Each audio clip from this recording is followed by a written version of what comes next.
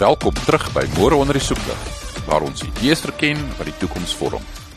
Vandag stap ons in die wêreld in wat ons almal omring, maar dikwels ongemerk bly: argitektuur.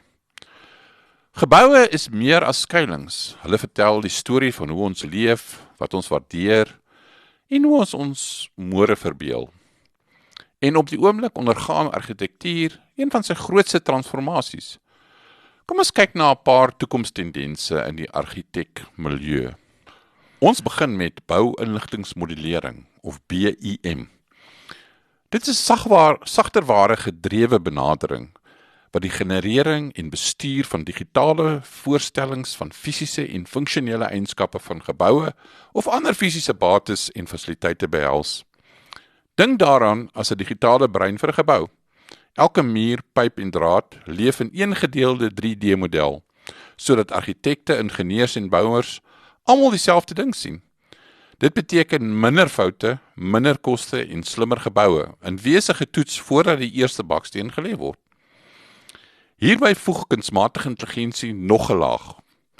KI kan groot hoeveelhede data analiseer om energiebesparende uitlegte voor te stel, of ontwerpsopsies binne sekondes te genereer. Dit vervang nie menslike kreatiwiteit nie. Dit brei dit uit en help argitekte om moontlikhede te verbeel wat hulle dalk nooit sou oorweeg het nie. Nog 'n tendens is parametriese ontwerp wat inspirasie kry van die natuur se patrone, soos seeskulpe, sandduine of boomtakke. Deur algoritmes te gebruik kan argitekte vloeiende organiese vorms skep in plaas van rigiede bokse. Die resultaat is geboue wat lyk asof hulle uit die aarde self gegroei het. Natuurlik kan ontwerp vandag nie die klimaatkrisis ignoreer nie. Volhoubare ontwerpsanalise stel argitekte in staat om 'n gebou se omgewingsimpak te toets voordat dit gebou word. Sonlig, wind, waterverbruik en koolstofvoetspoor. Dit verseker dat toekomstige stede nie net slim is nie, maar ook groen. En hoe sien ons hierdie nuwe ontwerpe voor konstruksie? Deur middel van toegevoegde werklikheid en virtuele werklikheid. Met virtuele werklikheid kopstukke kan kliënte deur hulle toekomstige huise of kantore loop, meubels skuif, beligting aanpas, selfs 'n muur afbreek. Alles in die virtuele ruimte. Op konstruksieterreine self kan toegevoegde werklikheid digitale instruksies direk op die werklike wêreld oorlê en foute verminder. Maar die toekoms is nie net digitaal nie. Dit is ook natuurlik. Hout, bamboes, klei en strooi maak 'n terugkeer. Gemanipuleerde hout kan byvoorbeeld wolkekrabbers bou, terwyl dit koolstof stoor in plaas daarvan om dit vry te stel. Hierdie materiale herinner ons daaraan dat volhoubaarheid soms kan beteken dat ons moet terugkeer na antieke wysheid. Nog 'n kragtige instrument is die sogenaamde digitale tweeling. Stel jou 'n gebou voor met 'n aanlyn kloon wat sy intydse werksverrigting weerspieël. Energieverbruik, temperature, selfs huisbaksluitasie.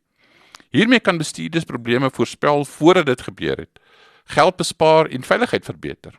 En in plaas daarvan om voortdurend nuut te bou, herverbeel argitekte die oue.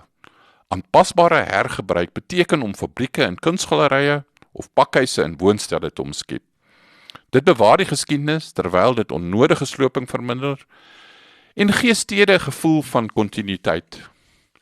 Natuurlik moet hierdie digitale gereedskaps, soos KI, BIM en digitale tweelinge, saamwerk. Dit is waar wederwysige interaksie ter sprake kom, om seker te maak dat stelsels met mekaar kan praat. Sonder dit sou argitektuur in silo's vasgevang word. Daarmee word geboue naadloos slimmer. Laastens is daar 'n biofisiese ontwerp. Die idee dat mense die natuur in 'n daaglikse lewens nodig het. Toekomstige kantore en huise sal groen mure, daktuine, dakvensters en binnehuise bome insluit. Studies toon dat natuurlike lig en groen geestesgesondheid, produktiwiteit en selfs genesing in hospitale verbeter.